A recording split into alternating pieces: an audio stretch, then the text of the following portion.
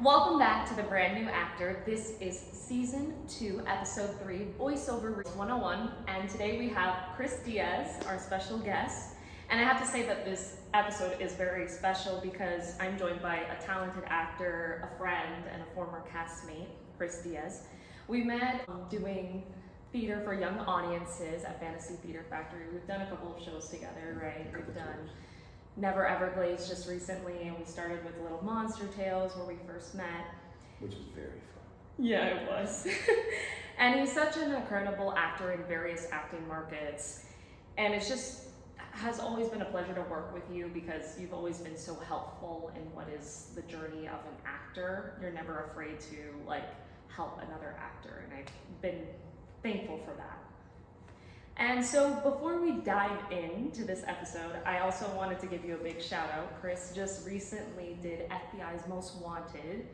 So congratulations on that. It's great to see how everything is paying off in your journey. And now, if you've been wondering how to get started in voiceover, how to create a reel, how to just get into the business of voiceover acting, this is the episode for you. So let's get into it. So Chris, what got you into acting in general? How did you start? Well, we've spoken about this because we've been on tour before, but my parents who used to make me do prank calls when we were little to make my brothers laugh, and we would prank call people, and it would be different voices like, oye, ha llegado a Rivero Funeral, you kill him, we bury him, how can I help you? That's funny. You know, that's a stereotypical Cuban lady. And then I saw someone who's my best friend now, Jose Losegui.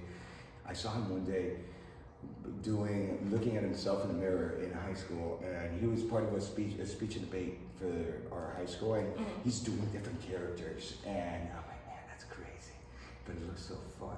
And I gave it a go, and I won the state championship and the national championship with him as a duo performance with a piece called Almost the Bride of Dracula. And back then, so it was a speech portion, speech and debate, where you take a script and you turn it into a 10-minute performance with no props, which is crazy. And you're creating a world. You have to do everything, yeah. Everything. So, that's amazing. And now let's shift gears and dive into what got you specifically into voiceover work.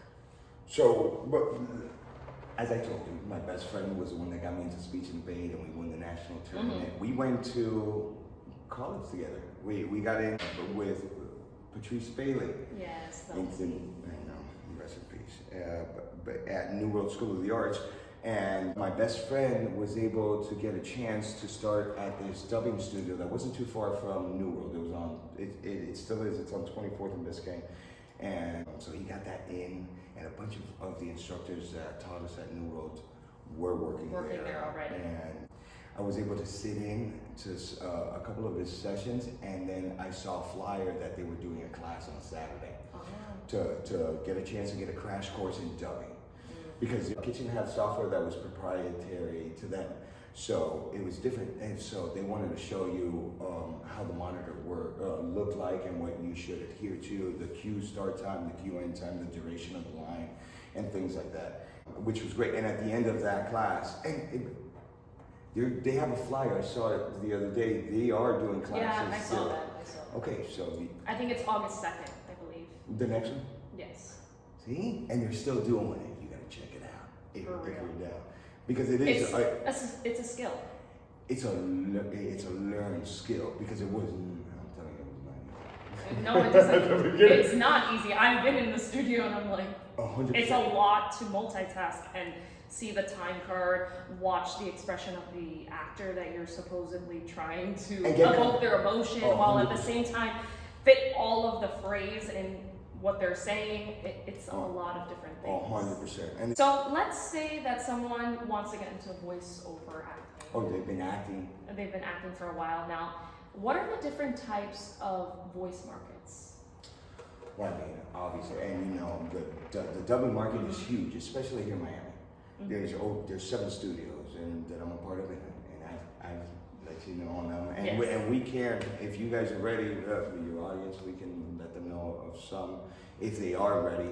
But there's ADR, which is after recording. Like if you're working on set, is another instance where they'll send you into the studio because when you were on set, there was a lot of traffic or there was a plane that came over and it messed up the sound. So they send you into the studio and you have to match yourself, which I think is the easiest one because you already know the your line. rhythm, exactly. Yeah. Exactly. So there's that. Dubbing is there's a huge market for that down here.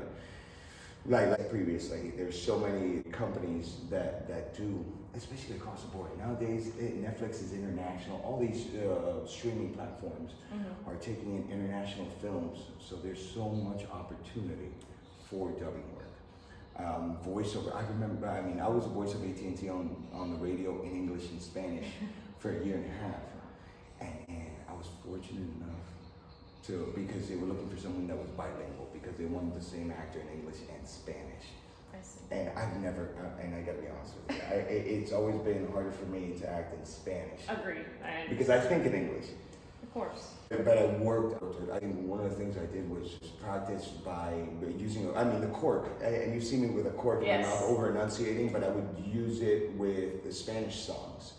The same way that I train in English with English American songs, but that just to have that neutral Spanish. But I'm telling you, there's such a benefit of being bilingual. Of course.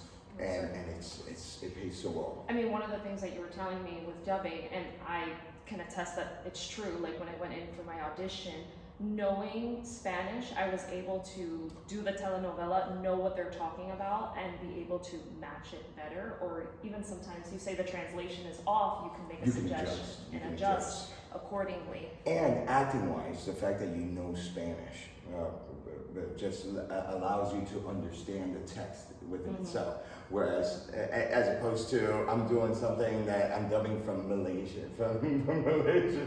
That you have no idea what they're saying. You just gotta trust the translation. Yeah, certainly. And speaking of that audition, I remember I did like different types of voiceovers. I did like animation and narration. What do you need to do? Did you get that one? Yeah, I did. So what type of preparation should an actor do? Or what are the requisites for each category, I guess? How do you approach each? Because each are different. Yeah. They're different mediums. Right? Because what was it? It was reality, a reality where they just go off in a reality show that you're dubbing from Spanish or whatever language to English. It's free flow. So you just gotta match the pace. And you know what's crazy? And I gotta say it. The kitchen got a contract for Con Caso Cerrado. Oh. And that's fun. And I played so many characters in that, but they speak so fast, and it's free flow, and then you just gotta go with that. The narrator, there's a tone, and with dubbing, I first start with matching. You try to match the original language's tone on it, and if they don't have that, or if it's an original, like I've done, and I did recently, where they wanted me to play an 1800s Spaniard pirate. And they had no video yet of it. And they had a picture of the pirate. And I looked up a monologue for the voice test for it, a pirate monologue. And I'm like, I don't know where I'm going with it. And I feel like what came out of that was a little bit of a, what's this guy's name? Puss in Boots. Puss in Boots, yes. The cat. Listen to me. Here's this pirate. That is higher.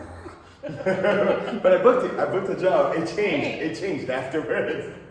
But that was my goal too. So it's nice that, listen, at the end of the day, I'll tell everybody, please work on things to put in your toolbox, so that when they throw things on have the spot, voices ready for cartoons. And I love that. So I'll look at a character and I'll see demeanor and physicality of the character even if it's from a picture, or if we're lucky enough to see a video, then you could see his gait, the character's gait, and the original language, how that character did. Yeah, because the physicality definitely influences the voice. If he's nice or dirty, or he's a bit more, like, it's just, you're giving, about making choices and having that in your arsenal Just to pull.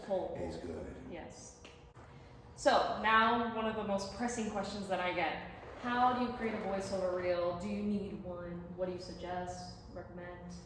Well, I mean, most of the time, you know, I've been fortunate, and I gotta be honest, I don't have a voiceover reel, but I had it in because of the class at the kitchen. So from there, at the end of that class, they do a voice test for you, and they'll do what through the audition process, which is the audition. The voice test is that audition that we spoke about, which is a narration. It's a reality show. It's a live action, which is it's a telenovela, and it's a muñequito, a cartoon, an animation. And then from there, they save it into their bank, and then whenever they get breakdowns from a client for a new show, if you match, they'll pitch you for that. Sometimes for the leads, the client wants a read, like a voice test with a specific character that they have you in mind for, because they want to see if you match and who's the best match for it.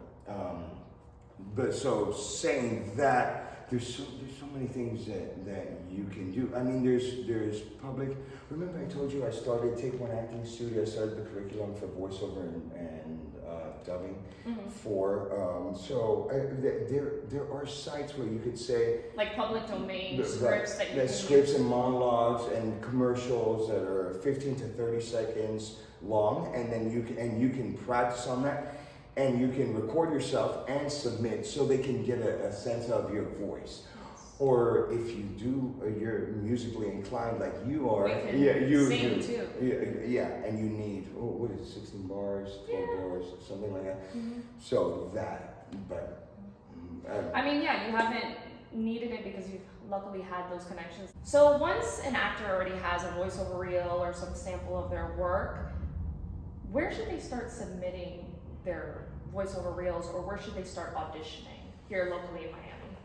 I mean, well, like we spoke about, we have the kitchen that is looking for talent, and most of these places, Universal Synergia is looking for fresh talent and people that are willing and down for it.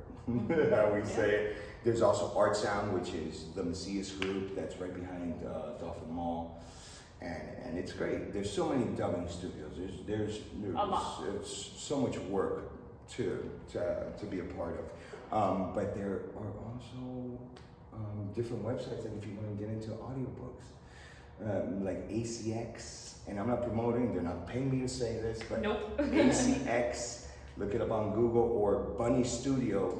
Off the top of my head, those are two sites that you can send your tapes, and then all these authors for these books will if they love your voice, they'll contact you and they'll contract you for their books. That's awesome. You could do it right from home. And you can do it. So what do you suggest for a setup? What type of microphone should you use and all that? So you know what's crazy? Before I remember, and I'll do it for I used to do it for retakes. I used to put like una sobragama, like a bed sheet over me, and I have an MV7 Shure mic and a MacBook Pro, and I would just be, and it was the worst. And you know what I mean? But now they have this thing, and I'll send you the link for it. Let's make like a whole thing. You bought everything on Amazon? Yeah, we can make a list and we can share that with everyone that's interested. You're welcome. No, and it's not. It is affordable for that, and you'll make your money off of. Right, it'll pay off. It'll be an investment in your career. 100%. But now they have this globe that is the soundproof, the foam within itself, and then the microphone goes right in the middle, and there's an opening right here for you at a 45-degree access, and you could do it anywhere. Which is great because I'm traveling for these shows, so I can take it with me, and I can do voiceovers or retakes or whatever, or pickup lines that were misallocated from a hotel. So it's good. It's travel efficient. That's good. And in terms of like booking jobs, you were saying a little bit earlier about that your agent helps you with voiceover auditions and such. Do you feel like you do more of the searching for auditions and jobs through those studios, or more with your agent? Well, it's two different things. I mean, I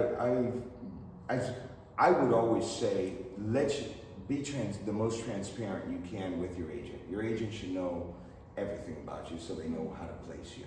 And one of the things being letting them know that you want to do voiceovers and you love your voice to the point to the point that you think that you can make a living at it. Right. But dubbing down here is lucrative. It's been lucrative, and at least for me. The dubbing, they pay you per loop. You score, you land a lead role, and it's 200 to 400 lines per episode. And a loop is up to 2 lines. And you're getting, depending on the studio, a certain percentage. It adds up. Mm-hmm. So it is lucrative and it's continuous. And the thing with dubbing is you don't need an agent for that. Okay. And you don't need a booking agent. Of course. And so with your agent, you do more like voice. With my agent? Yeah. With my agent, no. And I let you know, I recently changed representation. Okay. I haven't honestly done too much of that. I've been more in front of the camera, Okay. which I love. Right. I love voiceovers and things like that, but I love storytelling and the nuance that is storytelling in that medium of TV and film in front of the camera. So, Chris, is there anything else that you would recommend? Any tips for anyone getting into voice 100% tips. The same way that I told you that I like listening to Spanish songs with the cork in your mouth. The cork was a big thing. I don't know when you went to New World, because my freshman year they made it a point to have a string it was a necklace yeah. with the cork, so Yes. you would live with it. I still, to this day, I have a cork. I know, I see you all the time with it. And that's the most beneficial thing. And you go into the kitchen now, I'm not going to say that it was because of me, but they have a jar filled with corks. And you can just take one, but you got to keep it. You can't return No, it. of course not. But I think that's one of the best tricks. Before, I mean, other than just warming up, and I put subtitles on very wordy, like I do House of Cards because it's very wordy, and I'll put subtitles, and I'll start with the cork, and I'll just try to match the pace of the actors saying the words that are on the screen, and then take the cork off and adhere even more to their pacing and things like that, because it changes. With the cork in your eye, I want to do something. You know what I do? That I always chose, and don't judge. Back then, I used to listen to Eminem songs as warm-ups. But recently, I did. And I don't know if you saw this episode of Jimmy Fallon with Daniel Radcliffe when he did Alphabet Aerobics. I was just about to ask you to do it. To do it? You talked about. Artificial amateurs aren't at all amazing. Analytically, I assaulted and made things. Broken barriers bounded by the bomb beat. Buildings are broken basically and bombarding. Casually create catastrophes, casualties. Kids and cats got their canopies collapsing. Detonated daily doing dope. Demonstrations, on data on the download. Eating other editors with each and every energetic epileptic episode elevated etiquette. Whatever, I'm not going to give you. No, we're not going to do the whole thing, but yeah, I remember you told me about but that. But with the recently. cork, doing that and trying to match that. Because even the song is gradually getting faster. And faster. I try to do it as fast as I can. Or when I'm on the way to a recording studio, I'll try to match I'll do those lyrics to whatever song is on. Like with the melody of another song. With the melody to another song. But finding that, I think in itself is, and just hitting that pocket, just keeps you present and alive. Certainly. So I love that, and I think that's a great thing. I think seeing people, it's a beautiful thing, man. The closer you can get, listen, I would always recommend taking acting classes, because you'll find different types of performers in the dubbing world.